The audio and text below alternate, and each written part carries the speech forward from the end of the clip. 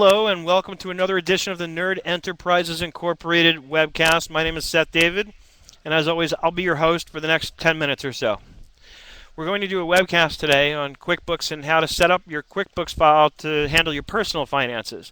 Now, yes, a lot of people use Quicken or Microsoft Money, and those programs are great, but in my opinion, if you really want to manage your finances well, like a business, then you want to use QuickBooks because QuickBooks is business finance software and it's perfectly viable for the purpose of tracking your personal finances. As a matter of fact, if you think about it and break it down into the simplest terms, really business finances and personal finances aren't much different other than the types of things that you have within the set of books. So a business derives income from selling some product or service. A person derives income from either payroll or from a business that they own, essentially. And expenses are basically the same thing. They're the things we have to pay for.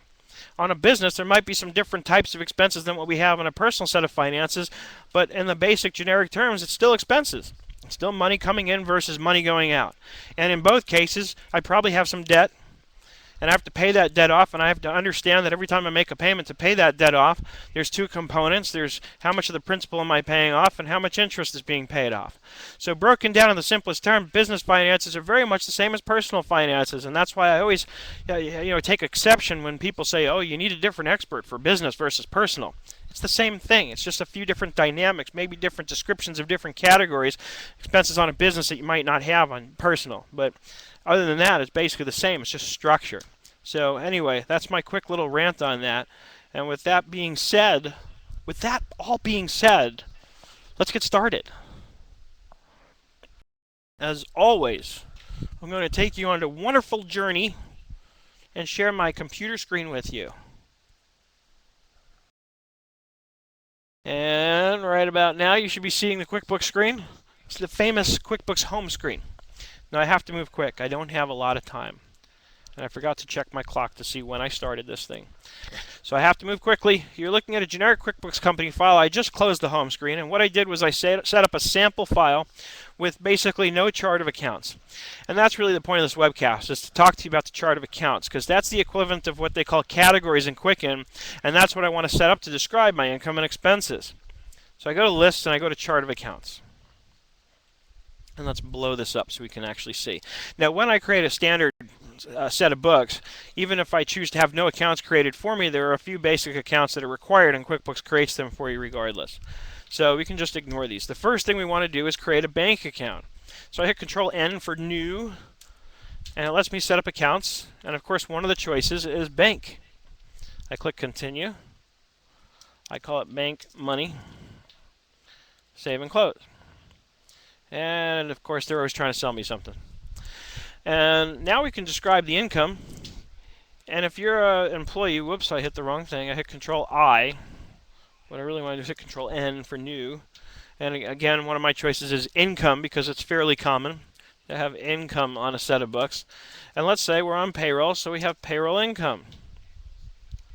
Now, if it's husband and wife and you want to break out, husband's income versus wife's income, of course you can do that when you're booking the transactions by setting up your received from categories correctly, or you can actually describe two different income accounts rather, and you can create two completely separate income accounts or create them as sub-accounts of payroll income. If you ask me what you should do, just keep it simple, leave it as payroll income. If you want to break it up, like I said, you can always do that using the names. For now, let's look at creating an expense account. Again, I can hit Control-N, or I can click Edit and New Account, and notice it tells you right here, Control+N will do the same thing. And now let's create an expense account. Unfortunately, we all have medical expenses, so that's going to be a common one on a personal set of books. And again, the level of detail is up to me. If I think it's sufficient to just have medical expenses and book anything medical to that account, great. But you might want to describe it in a little more detail, which, by the way, I can always do by running a report on medical expenses and then sorting it by payee. And most of us know whom we pay for what type of medical expense or any other expense for that matter. So I know payments to my dentist are for dental. So you can look at it that way. Or I can create the sub-account. Again, Control-N for a new account. I check off expense, continue, dental, sub-account of medical expenses. Save and close. And you see how that works. And once I start creating my account structure, then I can start booking transactions. And a lot of times what I suggest you do really is start by booking your transactions and then create the accounts that you need as you go. Some of them are going to be obvious. What's another one? Either I have a mortgage or I'm paying rent, right? So click continue, and let's say it's rent. So I just created another expense account called rent. And that way, no matter where I go, if I change 5 apartments over the next 5 years, it still all goes to rent. It's just going to be going to a different payee.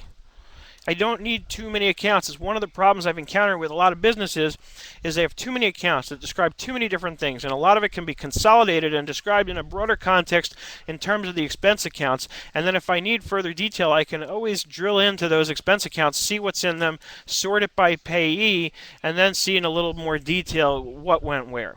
The key is to balance it out and have enough categories to adequately describe my expenses so I can get a sense of where my money is going, but not have so much detail that it's overwhelming to look at and then it defeats the purpose.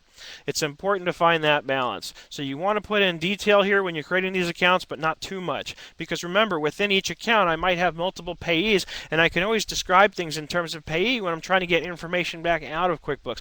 That's the beauty of QuickBooks, is the reporting feature is so nice that I can easily customize reports or use the standards in order to get the information I want. Now, last thing on this, once you're ready to start entering your expenses, you're going to write a check. You can go to banking, write checks. Now, a lot of us use debit cards. So I'm going to uncheck here where it says to be printed. And when I use a debit card, I can put debit here, or I like to put EFT, because that way anything that's not a check with a number on it is an electronic funds transfer. And that way it groups them all together when I go to reconcile the bank account at the end of the month. And that makes it nice and easy for reconciliation purposes. But QuickBooks doesn't distinguish. If it's money coming out of the account, it's a check in QuickBooks. It's important to understand that. So that's very quickly how you can get started booking your transactions. Pay to the order of is going to be your payee, and then you're going to start creating your accounts down here. And if you don't have what you need to describe what the expense is, you just choose Add New. Very simple. So go ahead, set this up, grab your January bank statement, and start entering your transactions. You have a few months to catch up on if you haven't been doing this already.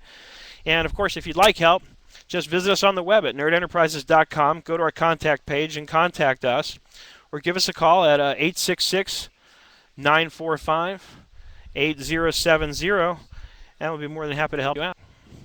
So I hope everybody's having a great week and look forward to seeing you online soon.